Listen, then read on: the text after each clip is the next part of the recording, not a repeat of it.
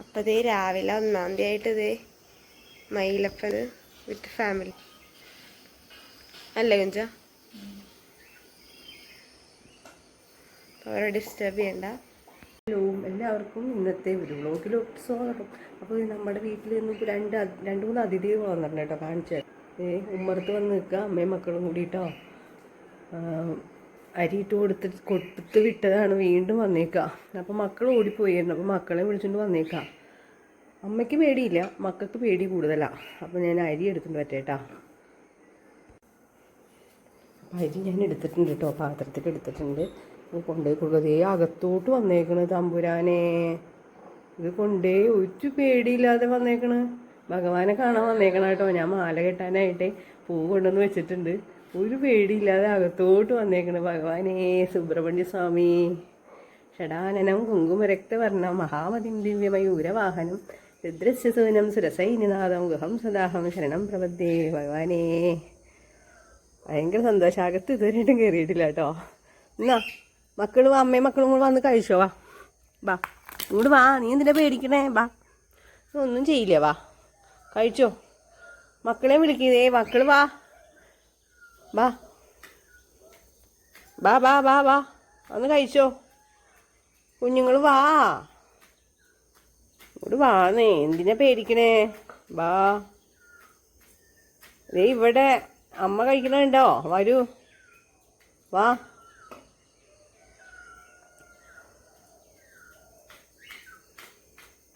ഇതിന് മുന്നൊരു വീഡിയോയിൽ ഞാൻ കാണിച്ചിട്ടുണ്ട് കേട്ടോ. 3 കുട്ടികളും കൂടി വന്നതാണ്. പക്ഷെ ഒരു കുട്ടീനെ നമ്മുടെ വീട്ടിൽ നിന്ന് കൊണ്ടതാണോ, നമ്മുടെ വീട്ടിൽ വെച്ച് തന്നെ 3-എണ്ണത്തിനെയും കൂടി വന്നിട്ട് ഒരെണ്ണത്തിനെ കാണാതെ ആയിപ്പോയി. എങ്ങടാ പോയെന്ന് ഒരു പിടിയില്ല.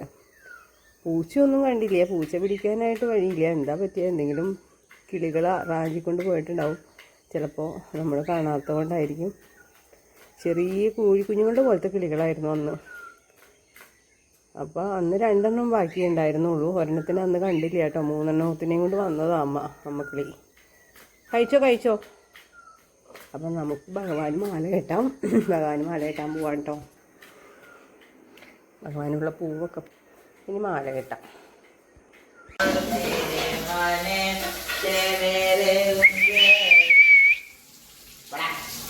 ചുപ്പാണ്ടി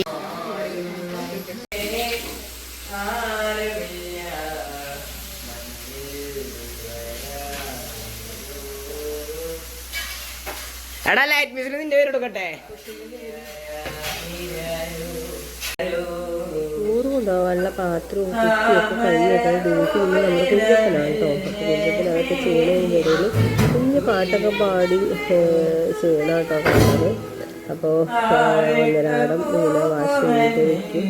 അതുകൊണ്ടൊക്കെ നമുക്ക് ഒരുപാട് ഉപകാരമാണ്. മക്കളെ ഇങ്ങനെ ചെയ്ത് തന്നോളൂ കേട്ടോ. അപ്പോൾ ഇതുപോലെയൊക്കെ എല്ലാവരും ചെയ്യണം, നല്ലതാണ്. നമുക്കിപ്പോൾ ചെറിയ ഒരു ഫാമിലി ആയതുകൊണ്ട് തന്നെ നമുക്ക് അത്യാവശ്യം പണികളും പശുക്കളുടെ പണികളൊക്കെ ഉള്ളതുകൊണ്ടും ഇവർ ഇതുപോലെയുള്ള കാര്യങ്ങളൊക്കെ ചെയ്ത് തന്നതുകൊണ്ടൊക്കെ നമുക്ക് ഒരുപാട് ഹെൽപ്പ് കേട്ടോ.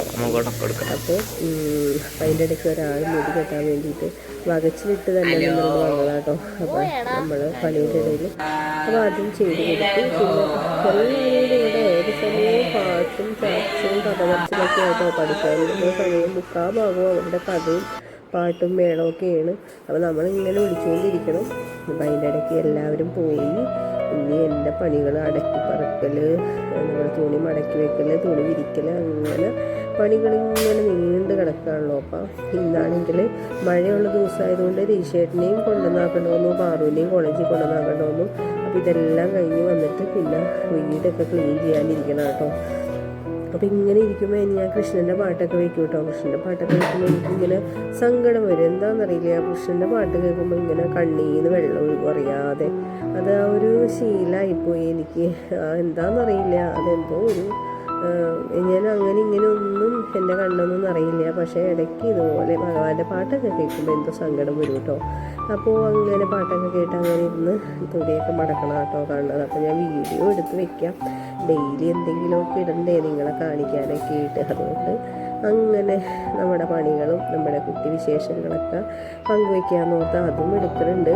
അപ്പം നമ്മുടെ വ്യൂസൊക്കെ ഇത്ര ആയിട്ടുണ്ട്. അപ്പോൾ ഇട്ട് കളയണ്ടല്ലോ എന്ന് വിചാരിച്ച് ഇങ്ങനെ ഇടയ്ക്ക് വീഡിയോസൊക്കെ ഇടുന്ന കേട്ടോ. അപ്പോൾ ഇത് കാണാനും ഇഷ്ടപ്പെടുന്നവരുണ്ട്, കുറച്ച് പേരാണെങ്കിലും നമ്മളെ നോക്കിയിരിക്കുന്നവരുണ്ട് എന്നുള്ളത് കൊണ്ട് നമ്മൾ ഇടാതിരിക്കില്ല. ഇടയ്ക്ക് എന്തെങ്കിലുമൊക്കെ വിശേഷങ്ങളായിട്ടൊക്കെ വരും. പിന്നെ അപ്പോൾ തുണി മടക്കൽ ഭയങ്കരമായിട്ട് നടക്കുക കേട്ടോ. തുണി എപ്പോഴും ഒരു ലോഡ് തുണി ഉണ്ടാവും കേട്ടോ മടക്കാനായിട്ട്. നമ്മുടെ മൂഡ് പോലെ ഇരിക്കും. പിന്നെ നല്ല ഭംഗിയായിട്ട് മടക്കലും മോശമായിട്ട് മടക്കലൊക്കെ.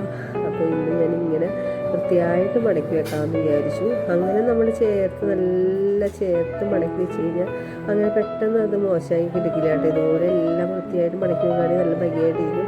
ആ സമയം നമ്മളൊരു തോന്നിയ പോലെ ഒരു മടക്കി കഴിഞ്ഞ് കഴിഞ്ഞാൽ പെട്ടെന്ന് അതൊക്കെ മോശമാവും നമ്മൾ അലമാരി ഇരിക്കുമ്പോൾ അല്ലേ.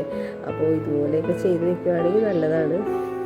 പിന്നെ എന്താ, അപ്പോൾ ഇതൊക്കെ തന്നെ നമ്മുടെ വിശേഷങ്ങൾ, അല്ലാതെ വേറെ എന്താ. അപ്പോൾ വിശേഷങ്ങളൊക്കെ കണ്ടോളൂ. പിന്നെ സബ്സ്ക്രൈബ് ചെയ്ത് കാണാത്തവരുണ്ടെങ്കിൽ ഒന്ന് സബ്സ്ക്രൈബ് ചെയ്തോളൂ കേട്ടോ. സപ്പോർട്ട് ചെയ്യുക, ലൈക്ക് ചെയ്യുക, കമൻറ്റ് ചെയ്യുക. നല്ല നല്ല കമൻസൊക്കെ വായിക്കുമ്പോൾ നമുക്ക് സന്തോഷമാണ്. ചിലർ മോശം കമൻസൊക്കെ ഇടും കേട്ടോ. അതൊക്കെ ഡിലീറ്റ് ചെയ്ത് കളയും. നമുക്ക് അതിനകത്ത് റിപ്ലൈ ചെയ്യാനും അതിന് മറുപടി കൊടുക്കാനൊക്കെ നിന്നാൽ പിന്നെ അതിൻ്റെ നേരം ഉണ്ടാവുള്ളൂ. അപ്പോൾ ചിലവർ അങ്ങനെയാണ്, ചിലവർ നല്ലവരും ഉണ്ട്, മോശം ആൾക്കാരും ഉണ്ടല്ലോ ഈ ലോകത്ത്. പക്ഷേ ഏറ്റവും കൂടുതൽ എനിക്ക് തോന്നുന്നത് 80% നല്ല ആൾക്കാരുള്ളത് കൊണ്ടാണ് ഈ ഭൂമി ഇങ്ങനെയെങ്കിലുമൊക്കെ പോകുന്നത്. ശരിക്കും പകുതി മോശം ആൾക്കാരാണെങ്കിൽ എങ്ങനെ നമ്മൾ ജീവിക്കും ഈ ലോകത്ത് അല്ലേ.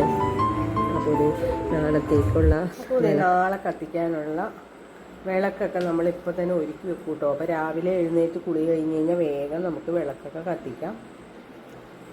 അപ്പോൾ നമ്മളുടെ രാത്രി വരെയുള്ള നമ്മുടെ വീട്ടിലെ പണികളെല്ലാം കഴിഞ്ഞു. ഇനി നമ്മൾ കിടക്കാൻ പോവാണ്. അപ്പോൾ ടാറ്റാ. ഇന്നത്തെ വീഡിയോ ഇത്രേ ഉള്ളൂ. അടുത്ത വീഡിയോസ് നാളെ കാണാം.